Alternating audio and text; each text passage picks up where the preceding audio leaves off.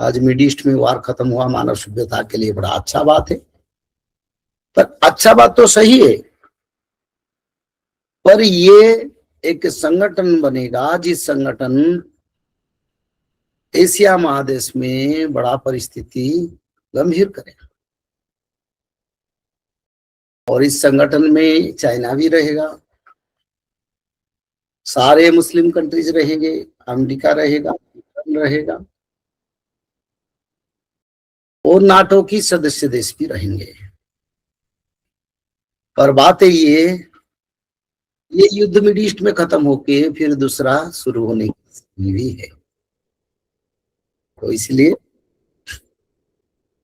ये हम लोगों को, भारत के लोगों को भविष्य के लिए प्रस्तुत होना चाहिए, क्योंकि भविष्य में बिल्कुल वार होगा।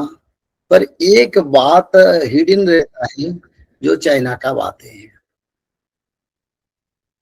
पर चाइना आज जितना विचार करता है, जितना उनका ओपिनियन से आगे, वो भी उनके साथ मिलके भारत के विरुद्ध में कार्य करेगा। तो इसीलिए सारे विश्व में बड़े बड़े देश जो चाहते हैं, अमेरिका जैसे देश चाहता है अपने मुट्ठी में सारा विश्व को रखेगा, ये संभव नहीं है, ना संभव होगा। क्योंकि जिस समय धर्म स्थापना का समय है, इस समय इसका क्या महत्व है। हाँ, युद्ध में सारा विश्व में बहुत बड़ा क्षति मानव सभ्यता का होगा। और भविष्य साथ लिखा है, मानव सभ्यता का आपद के लिए अमेरिका जिम्मेदारी है, और विश्व युद्ध का जो क्षेत्र बनेगा इसके लिए अमेरिका ही जिम्मेदारी है। तो इसी विचारधारा में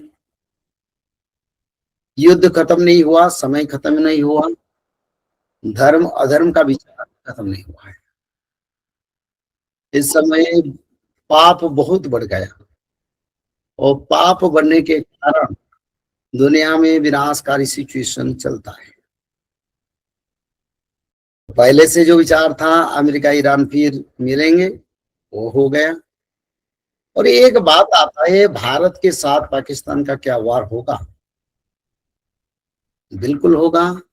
पर इस बार वार में सारे मुस्लिम कंट्रियों का, अमेरिका का पूरा समर्थन उनको प्राप्ति होगा।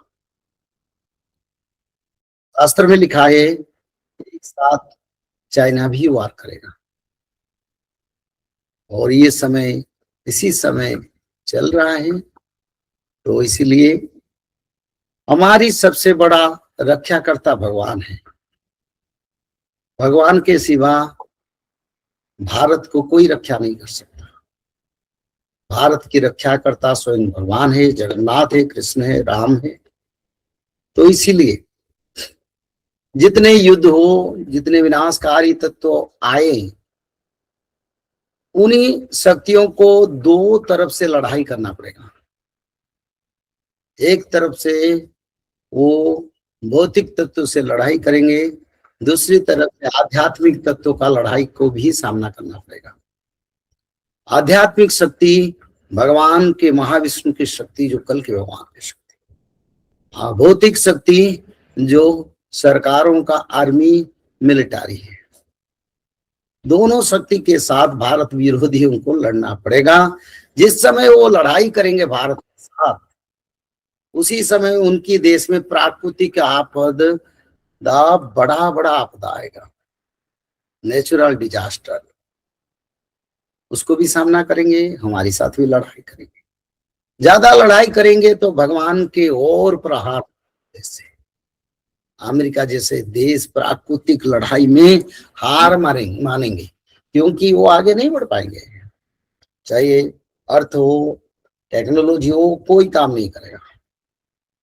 तो इसलिए भविष्य मालिका का एक फाइनल रिपोर्ट है। फाइनल रिपोर्ट क्या कहता है? फाइनल रिपोर्ट में आता है वार होगा, सब मुसलमान कंट्री भारत विरुद्ध में काम करेंगे, इसमें संदेह नहीं है। चाइना भारत विरुद्ध में काम करेगा, इसमें संदेह नहीं है। और भारत के ऊपर आगे कई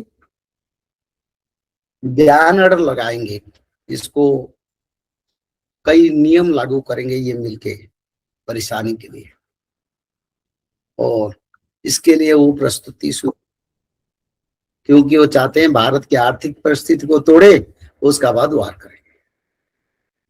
तो इसीलिए इसको भी विचार में लेना चाहिए।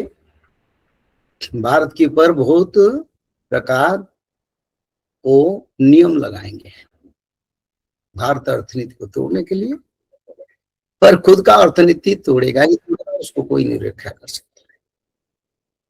आध्यात्मिक लड़ाई में धर्म का विजय होता है, भौतिक लड़ाई में पापियों का विजय होता है। तो आध्यात्मिक लड़ाई भी शुरू हुआ है, और जो लोग गलत तरीका से अन्याय युद्ध करेंगे भारत के साथ, उनको भी सबक मिलेगा। सारे विश्व की जितने देश है, अभी भी समय है, अगर सनातन और भगवान के शरण में आएंगे, बहुत बड़ा विनाशकारी समय आएगा। कौन बचेंगे? जो लोग त्रिकाल संध्या करेंगे, जो लोग माधव नाम भजन करेंगे, जो लोग भगवत महापुराण, श्रीमद् भागवत महापुराण में भगवत गीता का बात नहीं कर रहा हूं, मैं श्रीमद् भागवत महापुराण का बात कर रहा हूं। शाकाहारी बन के त्रिकाल संध्या करना पड़ेगा। ब्राह्मण मुहूर्त पर उठ के त्रिकाल संध्या, मध्याह्न संध्या, सायं संध्या, 3 संध्या करना पड़ेगा। और 3 संध्या के साथ साथ भागवत जी महापुराण को ब्राह्मण मुहूर्त से रात 12 तक किसी समय एक अध्याय पढ़ना पड़ेगा, और निरंतर माधव नाम को भजन करना पड़ेगा। और माधव नाम भजन करने से क्या होगा? भगवान आदि विष्णु सनातन कल की भगवान का कृपा आपके ऊपर रहेगा। जब यहाँ गोलियां बरसेगा, मिसाइल बरसेगा, पंचवत का प्रलय होगा, तब माधव नाम भज के भक्त लोग रक्षा हो जाएंगे, और तृतीय विश्व युद्ध के बाद सत्ययुग का आगमन होगा। जय श्री माधव। जल प्रलय, महामारी और भूकंप, अग्नि प्रलय, वर्ल्ड वार 3 और महाविनाश, ये तो एक दिन होना ही है। लेकिन इस सब से आप बच कैसे सकते हैं? सबसे पहले नॉनवेज खाना छोड़ दीजिए, अंडा भी नहीं खाना है, और किसी भी तरह का नशा मत करिए, और गलत काम मत कीजिए, और सत्य, प्रेम, दया, क्षमा और शांति का आचरण कीजिए। और 3 चीज कीजिए, उसमें से सबसे पहला है त्रिकाल संध्या यानी त्रिसंध्या। उसको दिन में 3 बार करते हैं। जैसे सुबह में करते हैं ब्रह्म मुहूर्त में, सुबह 4 बजे से लेकर के 6 बजे के बीच में आप कभी भी कर सकते हैं। लेकिन आपको समय नहीं मिला तो समय आप आगे पीछे कर सकते हैं, आधा घंटा 1 घंटा पीछे कर सकते हैं। दोपहर में 11:30 बजे से लेकर के दिन का 1 बजे तक कर सकते हैं, उसके बीच में शाम को 5 बजे से लेकर के 6:30 बजे तक कर सकते हैं। दिन भर में 1 बार नहा के त्रिकाल संध्या जरूर करें। बाकी समय आप हाथ पैर मुंह धोकर भी कर सकते हैं, और 3 बार आप श्री गंगे बोल करके स्टार्ट कर सकते हैं। जो दूसरा उपाय है वो है श्रीमद् भागवत महापुराण पठन। दिन में 1 अध्याय जरूर पढ़े, दिन भर में 1 अध्याय जरूर पढ़े, वो भी ना हो सके तो 1 पन्ना तो जरूर पढ़े। अगर उतना भी समय नहीं है तो 1 श्लोक जरूर पढ़े। तीसरा उपाय, माधव नाम का जप करें, निरंतर करें, कोई भी काम करते हुए करें, हमेशा माधव नाम का जप करें। त्रिसंध्या का पीडीएफ, श्रीमद् भागवत महापुराण का पीडीएफ और भविष्य मल्लिका का फ्री ई बुक भविष्य मल्लिका पुराण, ये सब आपको डिस्क्रिप्शन बॉक्स में मिल जाएगा। भविष्य मल्लिका के बारे में अधिक जानकारी के लिए आप भविष्य मल्लिका के वेबसाइट पर संपर्क कर सकते हैं, भविष्यमल्लिका.com। और अधिक जानकारी के लिए भी कल्कि अवतार ऑफिशियल चैनल को देख सकते हैं, जहाँ पर मल्लिका के बारे में खुलकर बातें रखी गई है, जहाँ पर आप लगभग 1000 जितना वीडियो आपको देखने को मिल जाएगा। और भी आपको अधिक जानकारी जानना है त्रिसंध्या के बारे में, और कोई आपको सवाल है तो नीचे दिए गए नंबरों पर आप संपर्क कर सकते हैं।